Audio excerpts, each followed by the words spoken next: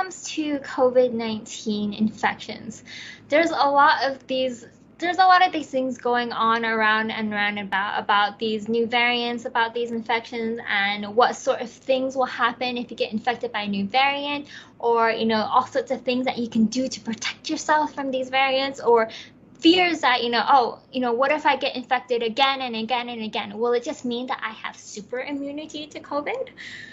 Okay, so when it comes to these new waves of COVID coming around, what we have been seeing so far is that the symptoms it causes are about the same as the previous version. So there's nothing really new that you have to look out for.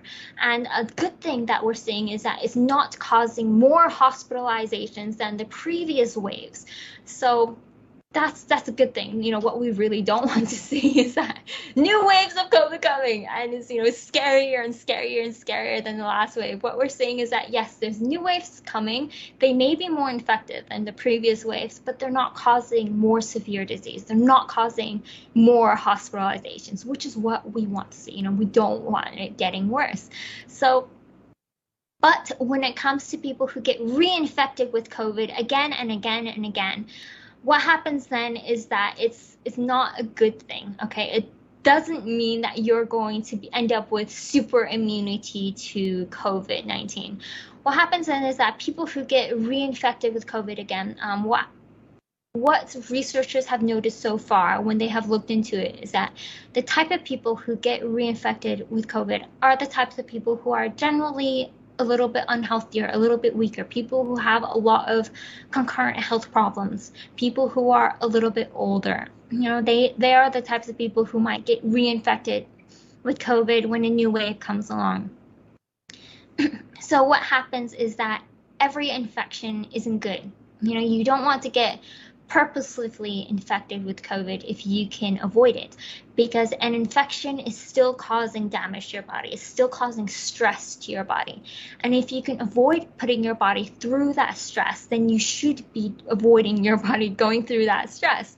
So what happens then is that when you get reinfected again, because the people who tend to get reinfected are weaker, they're also more at risk of having severe disease.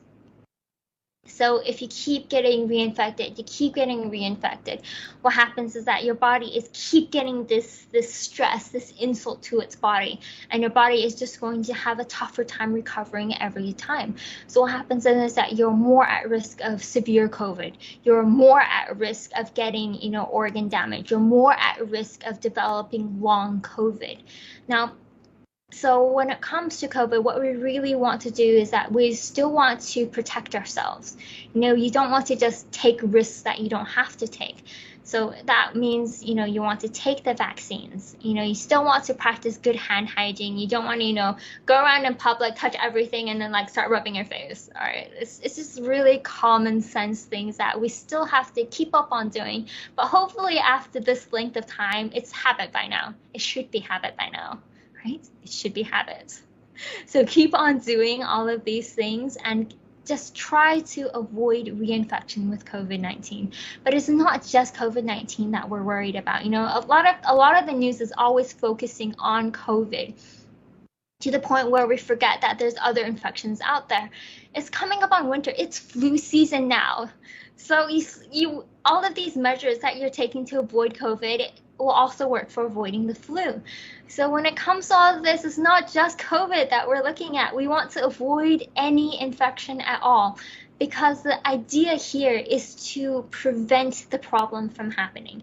We want to not have that problem to begin with, because prevention is always better than, getting infected again and again and again, and then trying to fix the issue there. That's going to be much, much tougher than not getting reinfected to begin with.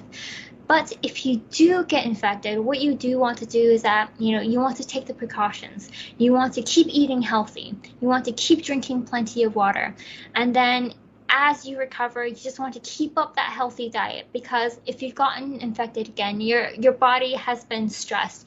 Your body has suffered an insult. So you want to bolster your body again, nurse yourself back to health.